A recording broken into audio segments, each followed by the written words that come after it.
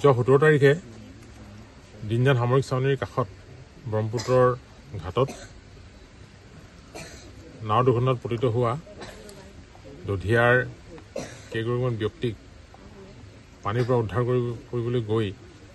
কৰিছিল আৰু উদ্ধাৰ কৰিবলৈ গৈ এক দুৰ্ভাগ্যজনকভাৱে মৃত্যুমুখত পৰা মনোজ পৰেয়া আমাৰ দিনজান চাহ বাগিচাৰ তেখেতৰ মৃতদেহ পানীয়ে উটুৱাই নিছিল আৰু দুদিনৰ আগত জোনাইত মৃতদেহ উদ্ধাৰ হৈছে।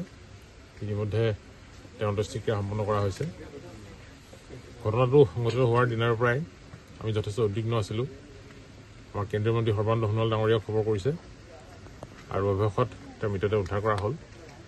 অন্যহাতে এই ঘটনাত দোষী সাব্যস্ত হোৱা দধিয়াৰ যিজন দুৰ্বৃত্তই তেওঁক পানীত পেলাই দিলে সেইজনে ইতিমধ্যে চাৰেণ্ডাৰ কৰিছে জোনাই আৰক্ষী থানাত।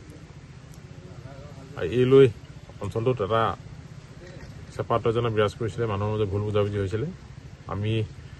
আজি মই ইয়ালৈ আহিছোঁ আৰু এই ভুল বুজাবুজি যাতে নাথাকে, দধিয়াৰ দিনজান চাহ বাগিচা বা সকলো ৰাইজ যাতে আমি মিলাপ্ৰীতিৰে আগতে যেনেকৈ আছোঁ তেনেকৈ বাস কৰিব লাগিব, তাক আমি আহ্বান জনাইছোঁ, সকলোকে অনুৰোধ জনাইছোঁ।